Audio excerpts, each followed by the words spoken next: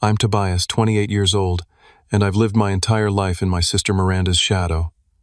Every achievement, every milestone was measured against her perfection. But last month, something in me finally snapped. We were at our usual family dinner when my mother sneered, "You'll never be as good as your sister, not knowing I now make 6 figures while Miranda's drowning in debt." I stood up, looked her in the eye, and said, "Then, ask her to pay your bills." The room went silent. Before I tell you what happened next, let me know where you're watching from in the comments below. Hit that like button and subscribe if you've ever had to stand up to family who underestimated you. Trust me, you'll want to hear how this story ends. Growing up in a middle-class neighborhood in Portland, our house was nothing special. A modest 2-story, with fading blue paint, and a small backyard where I spent countless hours alone while my parents attended Miranda's various competitions. Our family photos told the story better than words ever could. Miranda front and center holding trophies or certificates, my mother beaming beside her with a hand on her shoulder. My father and I relegated to the background, almost afterthoughts in the composition. Miranda was 4 years older, and from the moment I could remember, she was the definition of perfection in my mother's eyes.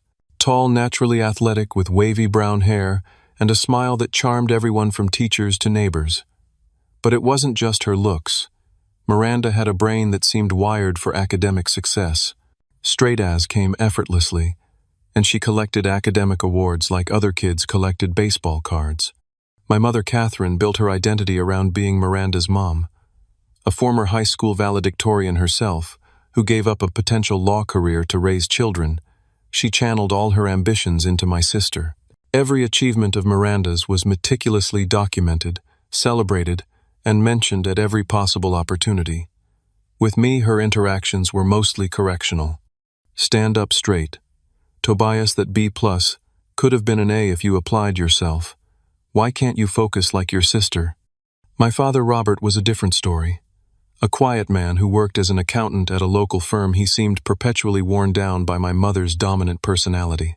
He would occasionally ruffle my hair, or give me a quiet good job when I showed him something I'd built, or a decent report card, but he never contradicted my mother, or stepped in when the comparisons became cruel. His kindness was private, almost secretive, as if he feared my mother's disapproval even more than I did. The pattern was established early. When I was 6, I brought home an art project my teacher had praised. My mother glanced at it briefly before pointing to Miranda's science award prominently displayed on the mantel. "See what real achievement looks like." My drawing ended up in a drawer somewhere forgotten. When I was 8, I scored the winning goal in a soccer game. My father clapped me on the back, but my mother was busy on the phone telling a friend about Miranda's selection for the regional spelling bee. Our living room was a shrine to Miranda's excellence. Shelves lined with trophies, walls adorned with certificates and newspaper clippings. My few achievements never made it to the wall of fame. Even when I won 2nd place in the district math competition, in 4th grade, my certificate was temporarily placed on the refrigerator before disappearing within a week. Family gatherings were exercises in humiliation. Aunts, uncles, and grandparents would flock around Miranda, asking about her latest accomplishments while I sat quietly in corners. "Miranda's going to be somebody special," they'd say within my earshot. Nobody seemed to wonder what I might become. Around 11, I discovered computers. While Miranda excelled at everything visible and valued by my mother, I found refuge in a world of code and digital creation. I spent hours learning basic programming languages, building simple games, and exploring how computers worked.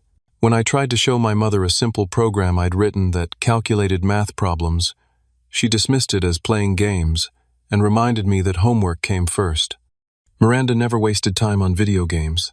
She said, not understanding that what I was doing was building something, creating learning skills that would later become my career. The emotional toll accumulated silently. I became the quiet kid, the one teachers described as nice but unmemorable in parent-teacher conferences.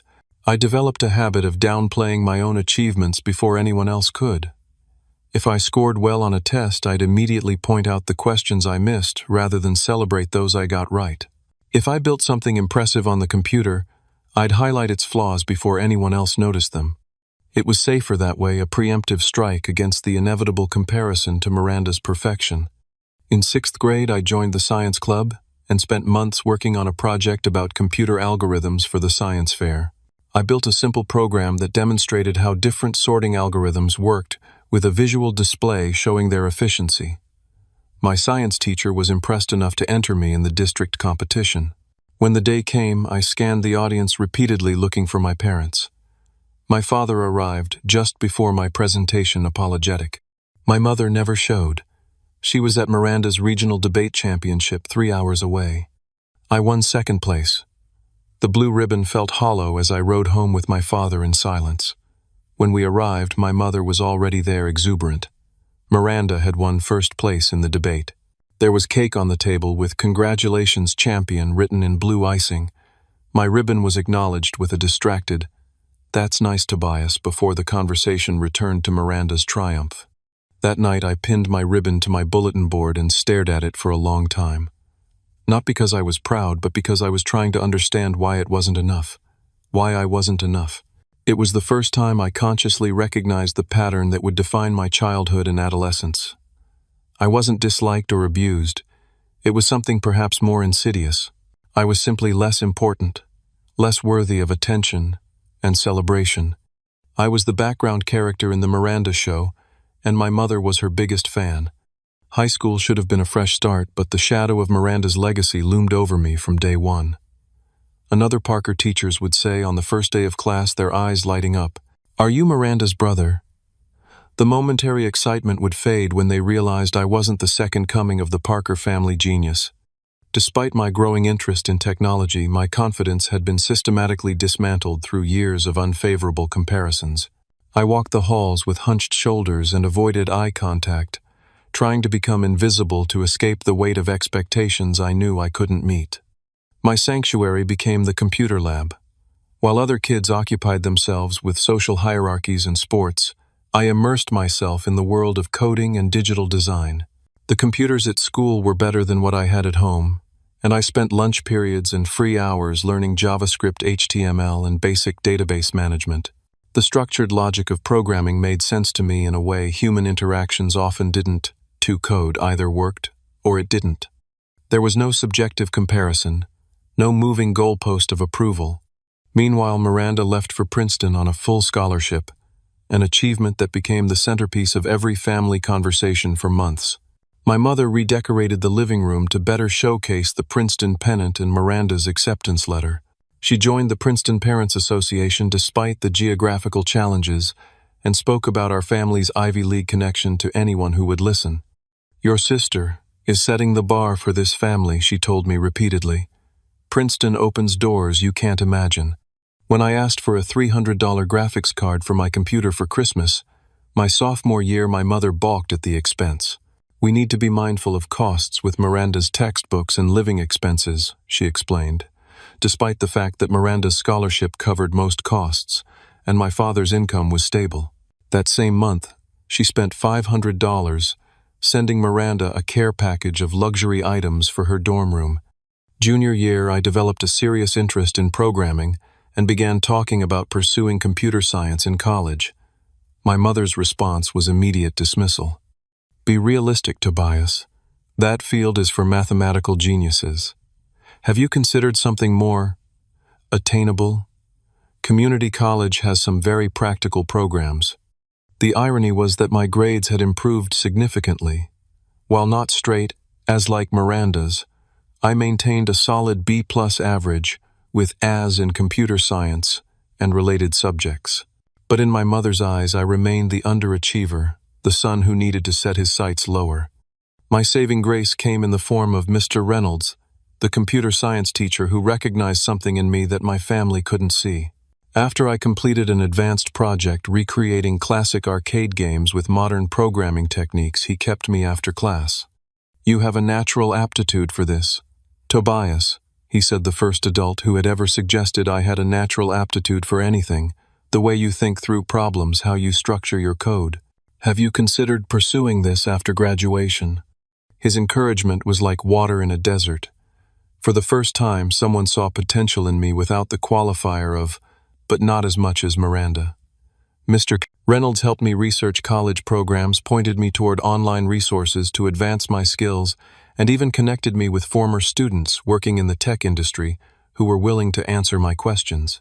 With newfound purpose, I got a part-time job at Electronics Warehouse, a local store that sold computer parts and accessories. The employee discount allowed me to slowly build a better computer at home, and the income gave me a small measure of independence. I worked weekends and after school, saving most of my earnings while developing practical knowledge about hardware to complement my software skills. My mother viewed my job with the same dismissive attitude she applied to my academic interests. Miranda focused on internships that built her resume, not minimum wage jobs, she commented when I came home tired from a long shift. She never seemed to make the connection that Miranda had been offered those internships because of her Princeton connection and our family's inability to afford similar opportunities for me. Senior year brought the tension to a breaking point. I had been accepted to State University with a partial scholarship for their computer science program. It wasn't Princeton, but it was a solid program, with good job placement statistics, and affordable with my savings and financial aid. The day my acceptance letter arrived, I showed it to my father first, who gave me a genuine smile and a rare hug. "I'm proud of you, son," he said quietly when my mother wasn't in the room. "That's a great program." When I showed my mother later that evening, her response was predictable. "State University, well, I suppose that's fine if you're set on computer science. Though, I still think the community college would be more suitable." The same month, Miranda graduated from Princeton with honors and a job offer from a prestigious marketing firm in Boston. My parents flew out for her graduation, leaving me home alone despite the fact that my own high school graduation was the following week. They returned with suitcases full of Princeton memorabilia and endless stories of the ceremony, the campus, and the famous alumni they'd spotted. My graduation ceremony felt like an afterthought. My mother spent most of the time pointing out to neighboring parents which college their children were attending, her voice dropping to a whisper when forced to admit I was going to State. At my modest graduation party, attended mostly by my father's relatives, the conversation inevitably turned to Miranda's new job and apartment in Boston. As I packed for college that August, my mother made one final attempt to reshape my future. "It's not too late to reconsider, you know. Community college would leave you with so much less debt, and you could live at home." "I want to study computer science," I replied, continuing to fold clothes into my suitcase. "State has one of the best programs I can afford. I just don't want you setting yourself up for disappointment," she sighed. "Not everyone can be Miranda."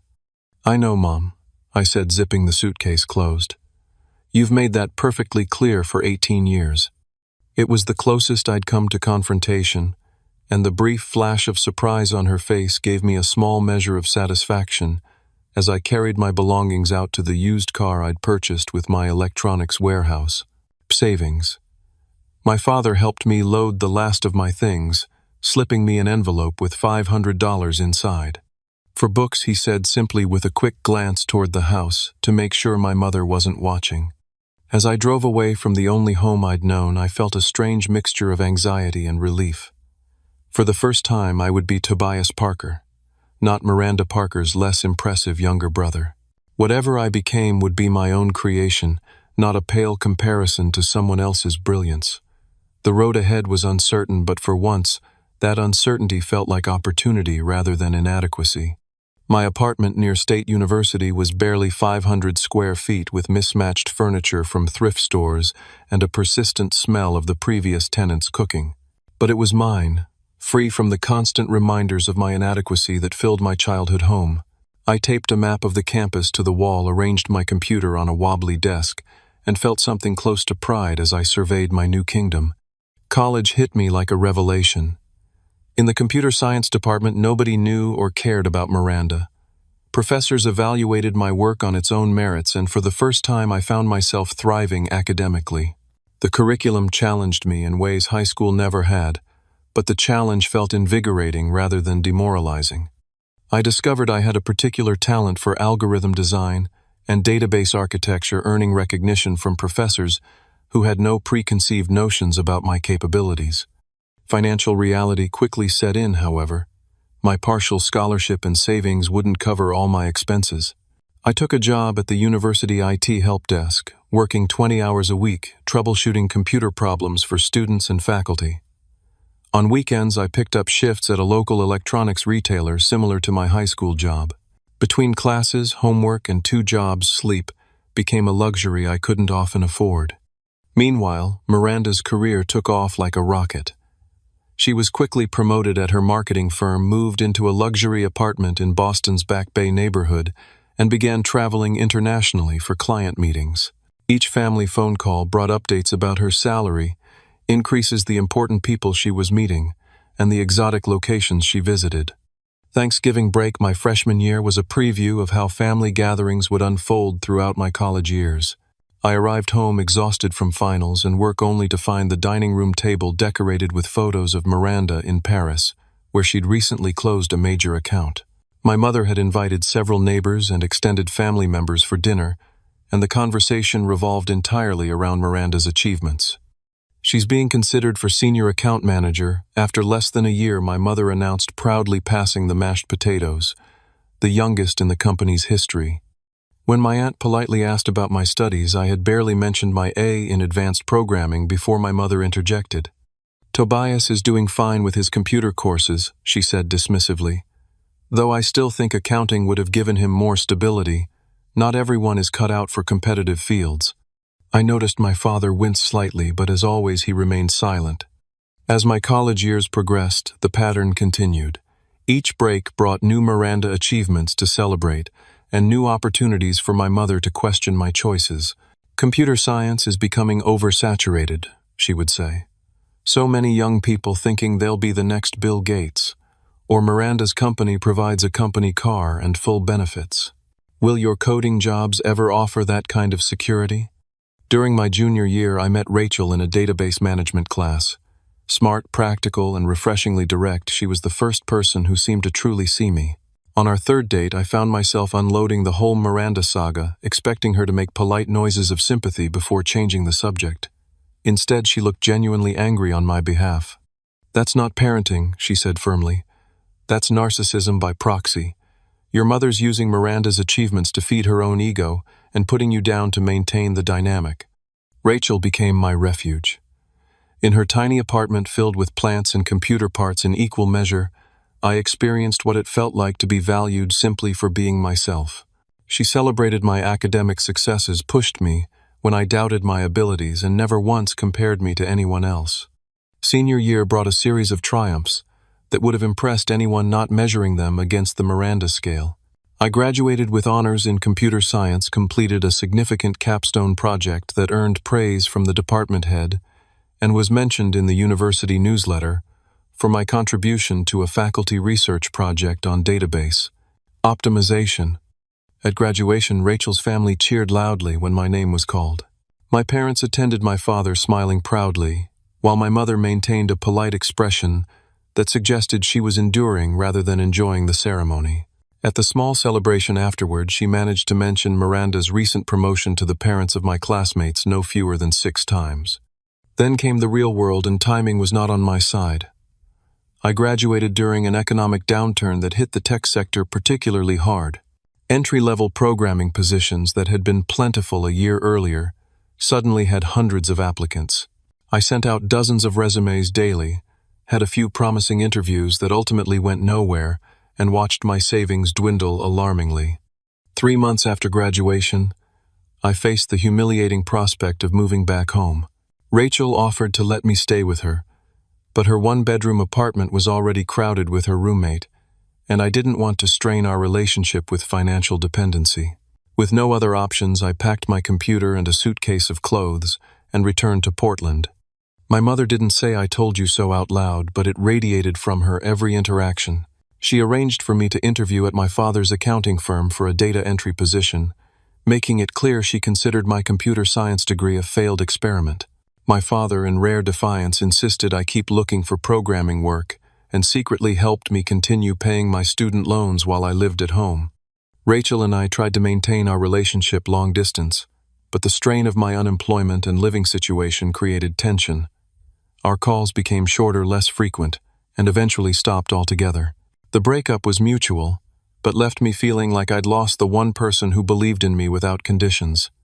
After 4 agonizing months at home enduring daily reminders of Miranda's spectacular career trajectory, I finally landed an entry-level programming position at a small tech startup working on inventory management software. The salary was modest, barely enough to afford a studio apartment with a roommate, but it was a lifeline I grabbed with both hands. The night before I moved out again, my mother made a point of calling Miranda on speakerphone during dinner. My sister had just returned from a company retreat in Bali and was being considered for the executive track. "We're so proud of you, sweetheart," my mother gushed. "You've always known exactly how to make the most of your potential." She glanced at me as she said it, and I understood the subtext perfectly unlike some people at this table. As I loaded my few belongings into my car the next morning, my father helped carry my computer equipment. In a rare moment of candor, he placed a hand on my shoulder. "Your path doesn't have to look like hers, Tobias," he said quietly. "Success comes in different forms." It was the closest he'd ever come to acknowledging the toxic dynamic that had shaped our family. I appreciated the sentiment, but after 2 decades of conditioning, it was difficult to believe him. According to the Gospel of Catherine Parker, there was only one form of success, and Miranda had cornered the market on it. The startup that hired me, TechFlow Solutions, operated out of a converted warehouse with concrete floors, exposed ductwork, and desks made from repurposed doors mounted on filing cabinets. The pay was barely above minimum wage, the hours were long, and the benefits non-existent. But for the first time in my professional life, I was judged solely on what I could contribute, not who I was related to. I threw myself into the work with an intensity that surprised even me. When the official workday ended at 6, I stayed until 9 or 10 learning the codebase, fixing bugs nobody had assigned me, and teaching myself new programming languages that might be useful for upcoming projects. The company couldn't afford training, so I watched online tutorials during lunch breaks and read programming books during my bus commute. My dedication didn't go unnoticed. 3 months in, I was assigned to work directly on the core product, an inventory management system used by small manufacturers. The senior developers began consulting me on database issues, recognizing my university specialization. 6 months in, I received a modest raise, and my own project to manage a customer portal that would allow clients to access their inventory data directly. Rachel and I had completely lost touch by then. My few attempts at reaching out were met with increasingly delayed and brief responses until the message became clear. She had moved on, and I needed to do the same. The breakup left a void that I filled with more work, more learning, more coding late into the night in my Spartan studio apartment. During one of our monthly phone calls, my mother asked about my living situation. "It's a studio apartment," I explained. "Small but functional." "Miranda just bought a condo," she replied without missing a beat. 2 bedrooms, waterfront view.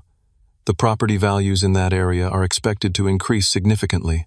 Such a smart investment for her future. These conversations became a predictable exercise in contrast.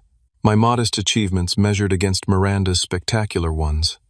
My small apartment versus her luxury condo. My used Honda compared to her company-leased BMW. Each comparison reinforcing what I'd been told my entire life I would never measure up. At TechFlow, I found an unexpected ally in Alex, a senior developer in his 40s, who had worked for several major tech companies before choosing the startup life. Alex noticed my late hours and self-teaching efforts and began informally mentoring me. He reviewed my code, suggested resources for improving my skills, and occasionally bought me lunch where we discussed everything from programming paradigms to career strategy. "You've got raw talent," he told me during one of these lunches, "but you need to specialize in something cutting edge if you want to advance quickly. Jack of all trades programmers are common. Experts in emerging technologies can write their own tickets." Following his advice, I began focusing on blockchain technology, which was just beginning to expand beyond cryptocurrency applications into business solutions. I spent weekends building sample applications, contributed to open-source blockchain projects, and wrote technical articles for programming forums. The startup began growing, securing new clients and additional funding. My customer portal project was successful enough to become a major selling point in sales presentations. With each small victory, my confidence incrementally rebuilt itself. Not the artificial confidence of arrogance, but the quiet certainty that comes from proven competence. As the company expanded, So did my responsibilities and compensation. After 18 months, I had received enough raises to afford a better apartment without roommates. It was still nothing compared to Miranda's waterfront condo, but it was mine paid for with my own success. During this period, my relationship with my family settled into a predictable pattern. Monthly phone calls with my mother that left me emotionally drained. Occasional one-on-one calls with my father that were awkward but well-intentioned. Holiday visits that I kept as brief as possible. At each family gathering, Miranda's life was presented as the gold standard against which my existence was implicitly measured and found wanting. What my family didn't know, what I deliberately kept from them, was that I had begun freelancing on evenings and weekends, building custom blockchain solutions for clients Alex connected me with. These projects paid surprisingly well, sometimes more for a weekend of focused work than I earned in 2 weeks at TechFlow. I funneled this money directly into savings and investments, guided by financial websites and books, rather than asking my accountant father for advice. By my 3rd year at TechFlow, I had established a reputation in the local tech community as a blockchain specialist. I spoke at small developer meetups, contributed to industry blogs, and built a network of contacts through Alex's introductions. Meanwhile, the startup's fortunes continued to rise, and my contributions were increasingly recognized by management. My mother remained unimpressed. Computers are just a phase, she insisted during one particularly frustrating phone call. These tech companies come and go. Miranda's firm has been established for 50 years. That's stability. What she couldn't see, what I wasn't ready to reveal, was that my combined income from TechFlow and freelancing now exceeded what my father had earned at the peak of his accounting career. My investment portfolio was growing steadily. I was no longer living paycheck to paycheck, but building actual wealth, quietly and without fanfare. Then came the opportunity that would change everything. A major tech company, GlobalSys, approached me after seeing a blockchain implementation I had developed for a TechFlow client. They needed someone to lead a new division focused on blockchain integration with their existing enterprise products. The salary they offered was triple what I made at TechFlow, with stock options, comprehensive benefits, and relocation assistance to their headquarters in Seattle. The decision should have been simple, but I hesitated. TechFlow had given me my start when no one else would. Alex had mentored me when I needed guidance. Leaving felt like abandonment. After several long conversations with Alex, who insisted I'd be foolish not to take the opportunity, I accepted the position. "Just don't forget us little people when you're a tech mogul," Alex joked at my goodbye party. I packed my belongings, signed the lease on a new apartment in Seattle, sight unseen, and prepared for the next chapter. But I made a conscious decision that puzzled my new employers. I asked them not to announce my hiring on their usual social media channels. I wasn't ready for my family to know about this leap forward. Some childish part of me wanted to see how long I could succeed in silence, accumulating achievements that remained invisible to the people who had defined my worth for so long. As I drove north to Seattle, I reflected on how far I'd come from the self-doubting college graduate who had been forced to move back home. The road ahead looked promising, but the shadows of my childhood still lengthened behind me. Financial success was one thing. Emotional freedom from the patterns established in my family was another challenge, entirely one that money couldn't solve. But for the first time, I was beginning to believe I might eventually succeed at both. 2 years into my position at GlobalSys, life had transformed in ways I once couldn't have imagined. My role as blockchain integration lead had expanded to directing a team of 12 developers. The projects under my supervision had generated millions in revenue, earning me recognition from executive leadership and substantial bonuses. My combined salary bonuses and vested stock options pushed my annual income well into 6 figures. I had purchased a modern 3-bedroom house in a desirable Seattle neighborhood, paid off my student loans completely, and built an investment portfolio that any financial advisor would approve.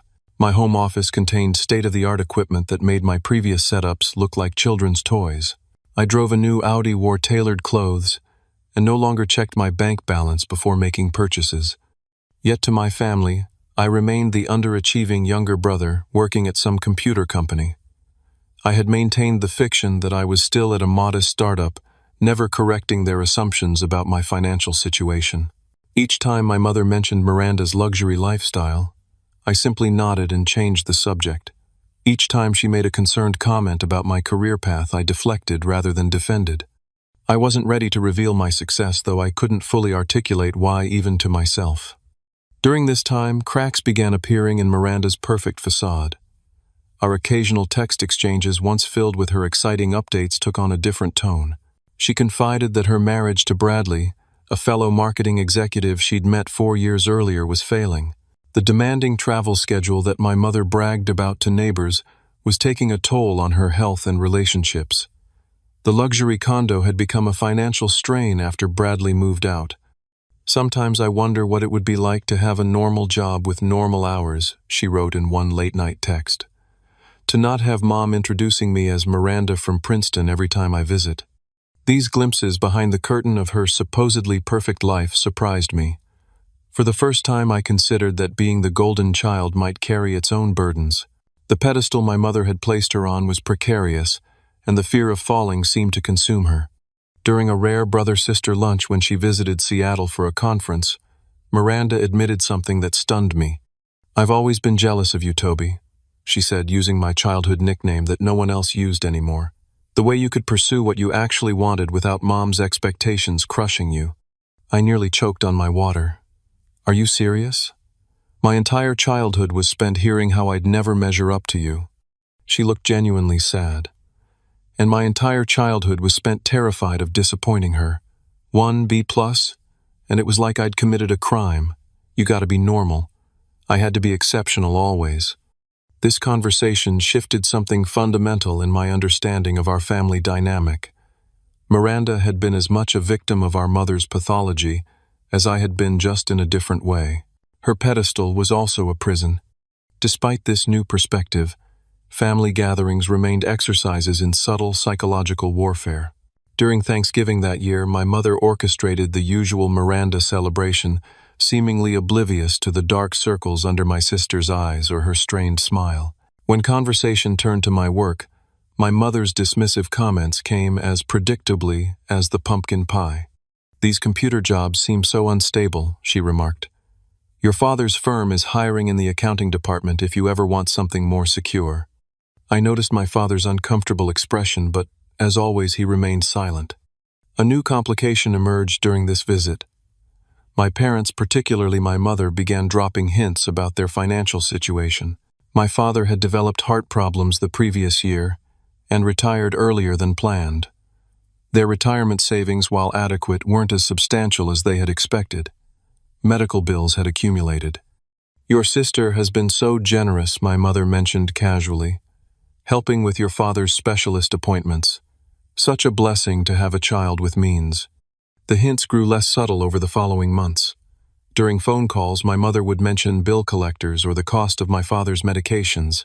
She began sending me articles about children supporting aging parents, asking my thoughts without directly asking for money. I found myself in an unexpected moral dilemma. I had more than enough resources to help them comfortably. Yet something held me back from offering. Perhaps it was the years of emotional wounds, or perhaps it was knowing that any financial assistance would come with strings attached. My money would never be as good as Miranda's money, just as my achievements had never been as good as Miranda's achievements.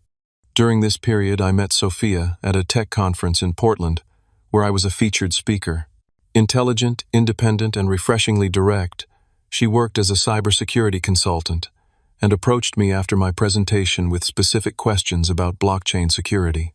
Our professional conversation evolved into dinner, which evolved into a long-distance relationship between Seattle and Portland. Sophia was the first person I was completely honest with about my family situation and financial reality. She listened without judgment, but didn't hesitate to offer her perspective. "You've created this elaborate deception," she observed during a weekend visit to my Seattle home. "You're successful by any objective measure, but you're still letting your mother control the narrative by hiding your success." "It's not deception exactly," I defended weakly. "I just don't volunteer information." "And why is that?" she pressed. "Are you waiting for some perfect moment of vindication? Or are you afraid that even your objective success won't be enough for her?" Her questions hit uncomfortably close to home. I had been waiting, I realized, for some dramatic moment of revelation. some scenario where my mother would be forced to acknowledge that I had succeeded on my own terms. But Sophia helped me see that such a moment might never come naturally. I would have to create it by establishing new boundaries and refusing to participate in the familiar dynamics. The opportunity came sooner than expected. During a visit home for my father's birthday, my mother finally moved from hints to direct requests. We were sitting in the living room after dinner, Miranda noticeably absent due to a work emergency that I suspected was an excuse to avoid the tension. "Your father and I have been going over our finances." My mother began, her voice taking on the martyred tone I knew well. "The medical bills have really strained our resources. We may need to take out a second mortgage." She paused, clearly waiting for me to offer assistance. When I didn't immediately respond, she continued, "Miranda has been so helpful, but with her divorce and everything, she's stretched thin too. We hate to ask, but we wondered if you might be able to contribute something. Even a small amount would help." I considered my response carefully. "How much do you need?" My mother seemed surprised by the direct question. "Well, about 3,000 for the immediate bills, more eventually for the ongoing treatments." "I see," I said neutrally. "And you've already asked Miranda?" "Of course," my mother replied, a hint of defensiveness creeping into her voice. "She's been sending what she can each month, but with her condo payments and the divorce lawyers, she's in a difficult position."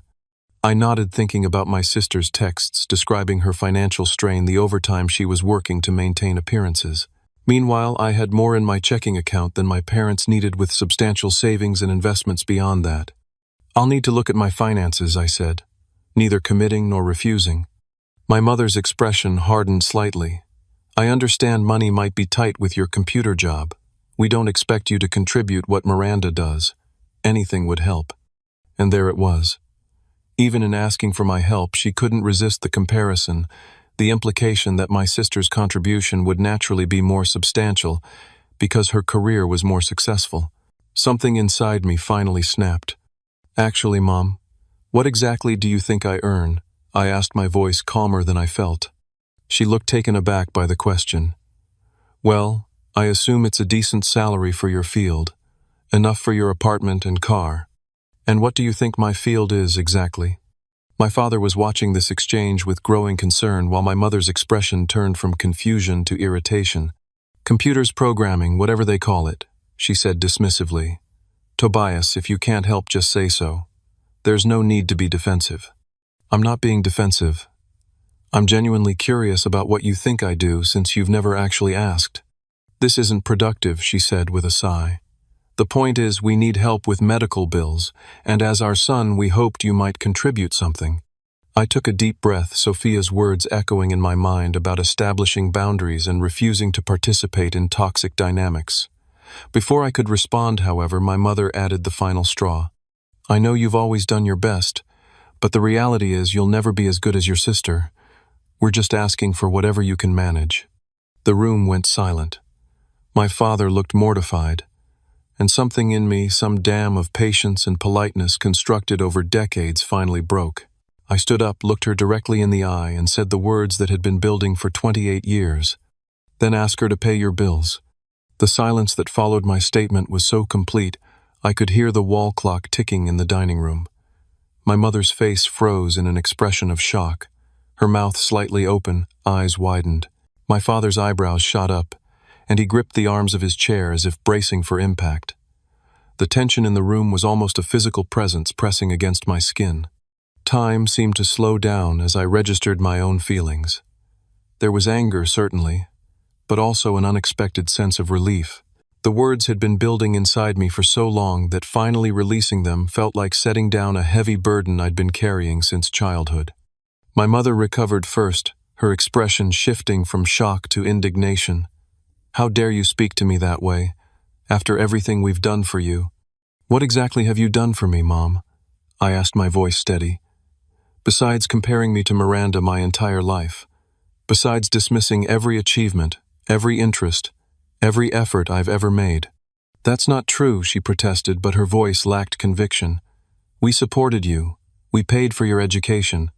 My partial scholarship and student loans paid for my education," I corrected, "and emotional support. You've given me nothing but doubt and comparison since I was old enough to understand words.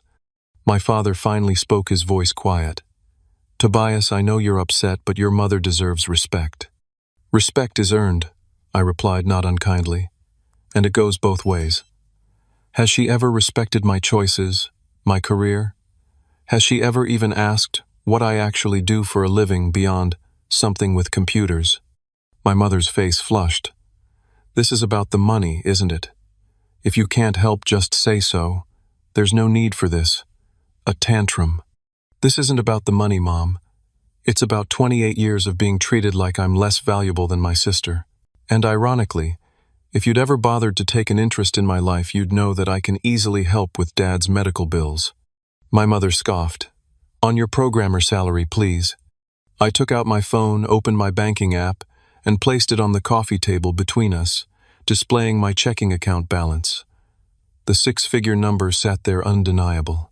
That's just my checking account, I said quietly. Not my savings, investments, or property. My mother stared at the screen, momentarily speechless. My father leaned forward, adjusting his glasses, his expression shifting from discomfort to surprise. I'm the blockchain integration director at GlobalSys, I continued. I lead a team of 12 developers. My annual income is in the mid-six figures. I own a 3,000 square foot house in Seattle's Queen Anne neighborhood. I paid off my student loans 2 years ago. I drive an Audi. But you wouldn't know any of that because you've never once asked about my career with genuine interest. Why wouldn't you tell us this? My mother demanded, finding her voice again. Why would I? So you could find some way to diminish it. Compare it to Miranda's achievements. No, thank you. That's unfair, she protested weakly. Is it? Let's be honest for once. If I had told you about my promotion 2 years ago, what would you have said? That Miranda made partner faster, that her company is more prestigious, that her MBA from Princeton outranks my computer science degree from State? My mother didn't answer, but her expression told me I'd hit the mark. The truth is, I continued, my voice softening slightly, Miranda is struggling. Her marriage failed. Her job demands everything from her. She's helping you financially at great personal cost because she's still trying to be the perfect daughter. We've both been trapped in the roles you assigned us before we were old enough to have a say in the matter. My father stood up suddenly. I need some water, he muttered, retreating to the kitchen. Whether he actually needed water or simply wanted to escape the confrontation was unclear. My mother's expression hardened. So you've been hiding your success to what? Punish us? Prove some point? No, Mom. I kept it private because I needed to believe in it myself first. I needed to know that I was successful by my own definition, not yours. And I needed to break free from this family pattern where my worth is measured against Miranda's.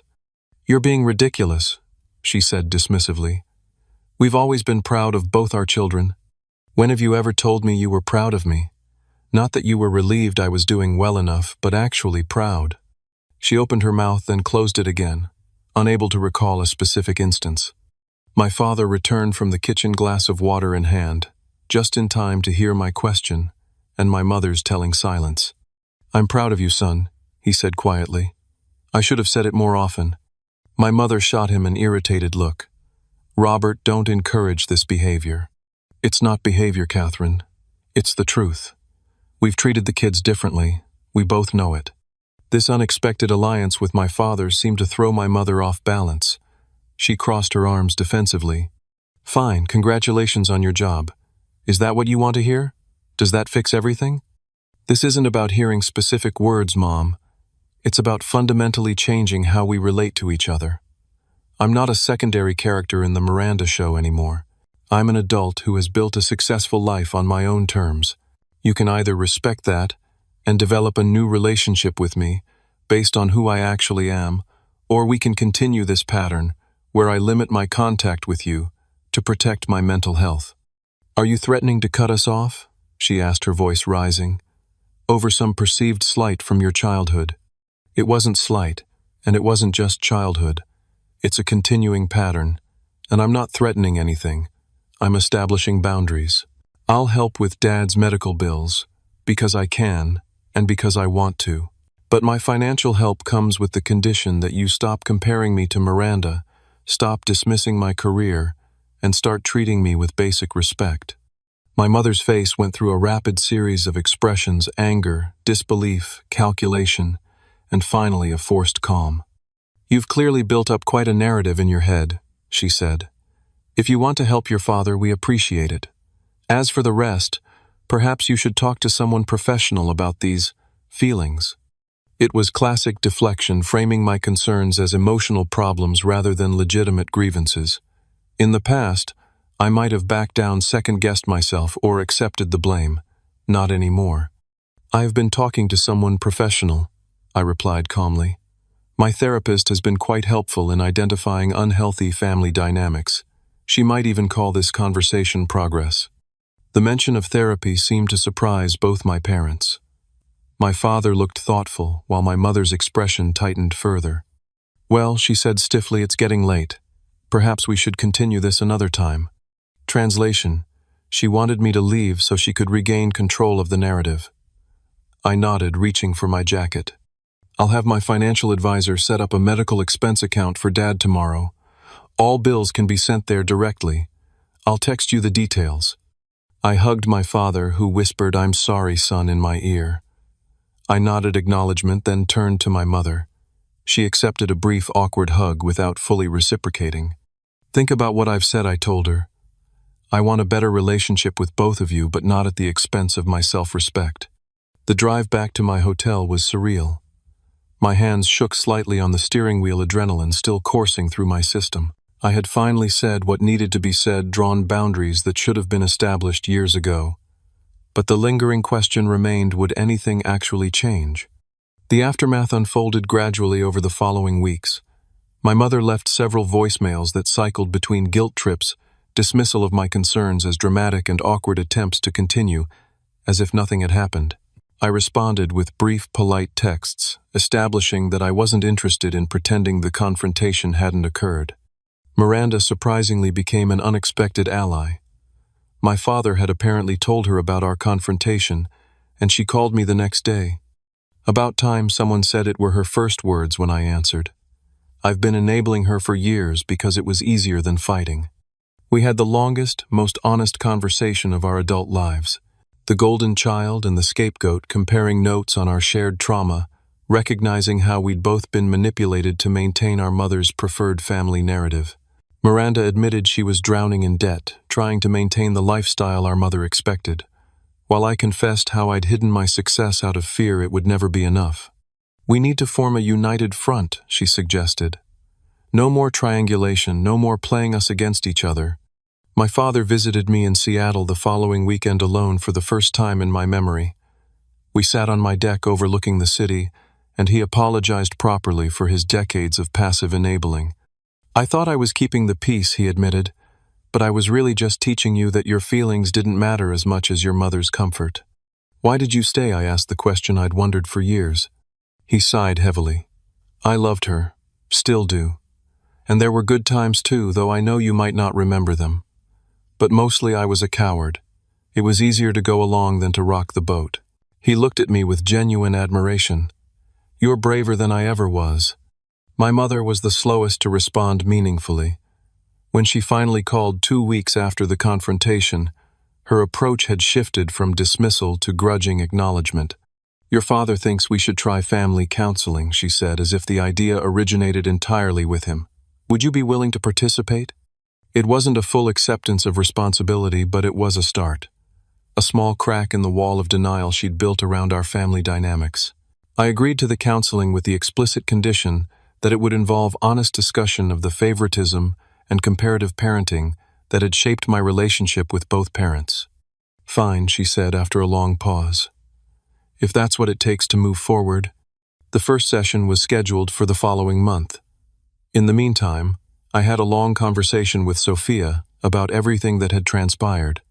"You did it," she said with a proud smile. "You broke the cycle." "Trying to," I corrected. "It's not fixed yet. Might never be completely fixed."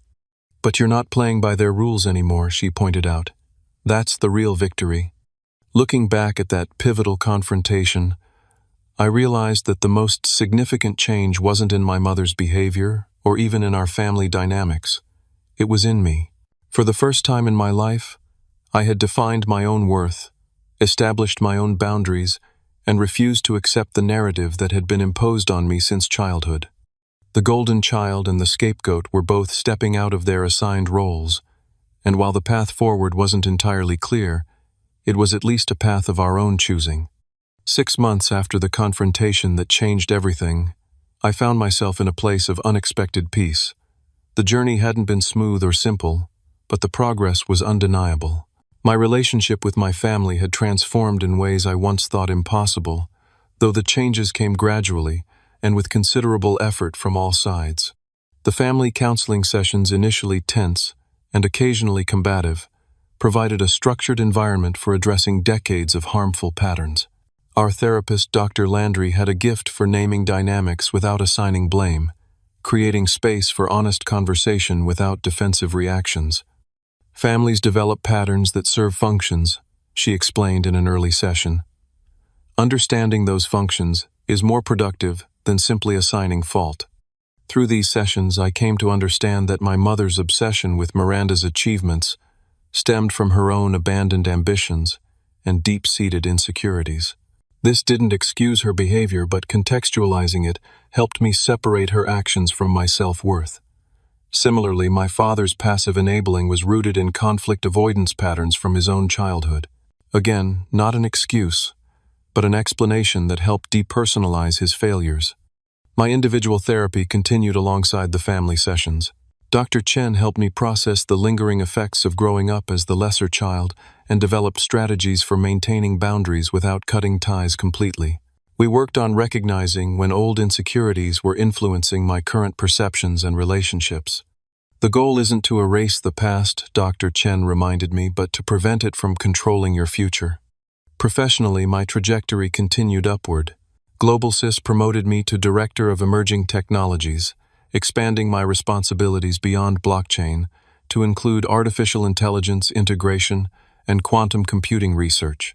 The accompanying salary increase and stock options further solidified my financial security, though I found that money mattered less to me now that I'd established my value in other ways. My relationship with Sophia deepened into something I trusted completely. Unlike previous relationships where I'd hidden parts of myself or downplayed my success with Sophia, I could be authentically who I was, vulnerabilities and strengths alike. When I proposed during a weekend trip to Mount Rainier, her immediate yes felt like the natural progression of something already solid and true. "You know, this means eventually dealing with your mother as a mother-in-law," I warned her half-jokingly after slipping the ring on her finger. "I can handle Catherine," she said confidently. "The question is whether she can handle me." Miranda and I developed a genuine friendship for the first time in our lives. Free from our assigned roles as golden child and scapegoat, we discovered we actually liked each other as people. She had left her high-pressure marketing position for a smaller firm with reasonable hours and a supportive culture. The pay cut meant downsizing from her luxury condo, but she described her modest townhouse as the first home that's actually felt like mine, and not a showcase for Mom's bragging rights. During one of our regular video calls, she made an observation that struck me deeply. "You know what's weird? I think Mom needed the contrast between us more than either of us did. She needed me to be perfect so she could feel successful as a parent, and she needed you to be less successful so she could feel needed and superior. We were just playing parts in her internal drama." My father, perhaps motivated by his health scare and the realization of how his passivity had damaged his relationship with both children, made the most dramatic changes. He began standing up to my mother's more manipulative behaviors, attending his own therapy sessions, and making genuine efforts to connect with me about my actual interests, rather than defaulting to safe topics. During a visit to Seattle, where he met my team at GlobalSys and saw firsthand the impact of my work, he expressed a regret that brought tears to my eyes. "I wish I had known how to see you clearly when you were growing up," he said as we walked through the modern office space where my blockchain projects were displayed on large screens. "You were always extraordinary in your own way. I just didn't have the right vocabulary to recognize it." My mother's evolution was slower and less complete, but still significant. The woman who had dismissed my career for decades now awkwardly mentioned to her friends that her son was some kind of technology executive in Seattle. She still occasionally slipped into old patterns of comparison or dismissal, but could now sometimes catch herself mid-sentence. In our most recent family counseling session, she managed something I never thought possible: a genuine, unqualified apology. "I compared you and your sister in ways that were harmful to you both," she admitted, her voice uncharacteristically vulnerable. "I put Miranda on a pedestal that almost broke her, and I dismissed your talents because they didn't fit my narrow definition of success. I'm sorry, Tobias. Truly sorry. It wasn't a perfect healing. Decades of patterns couldn't be undone in 6 months of therapy.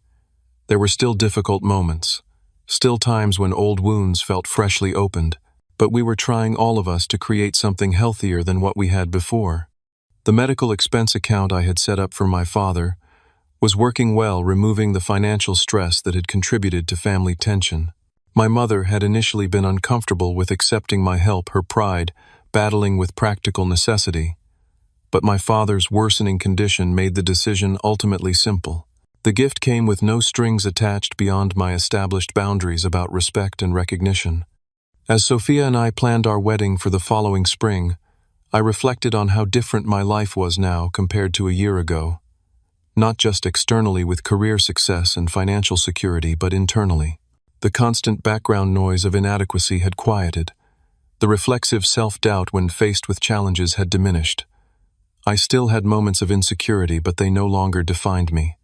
At our engagement dinner, attended by both our families, my mother made a toast that demonstrated just how far we had come. "To Tobias and Sophia," she said, raising her glass. "My son has always forged his own path even when I couldn't understand it. That independence has led him to professional success, but more importantly to finding someone who appreciates him exactly as he is. I'm proud of the man you've become, Tobias." The words "I'm proud" from my mother's lips felt surreal.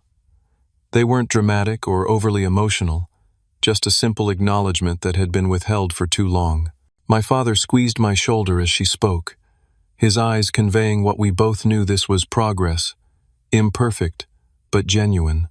Later that evening, after our families had departed and Sophia was showing her parents to their hotel, Miranda texted me a simple message: "We did it. We broke the cycle." And that perhaps was the most profound healing of all. Not just that I had established my worth independent of comparison, but that Miranda and I had both escaped the roles assigned to us. The golden child and the scapegoat had rewritten their stories, and in doing so began to free the next generation from continuing the pattern. As I prepare to start my own family with Sophia, I carry the lessons of my childhood with me, not as wounds, but as wisdom. I know the damage that comparison can inflict, the harm in conditional love, the importance of seeing each child as an individual with unique gifts, rather than competitors in some imagined hierarchy of worth. The journey isn't over. Healing rarely follows a neat linear path. There will be setbacks, moments when old patterns resurface, times when boundaries need to be reasserted. But the foundation has been laid for something healthier, something truer than what came before.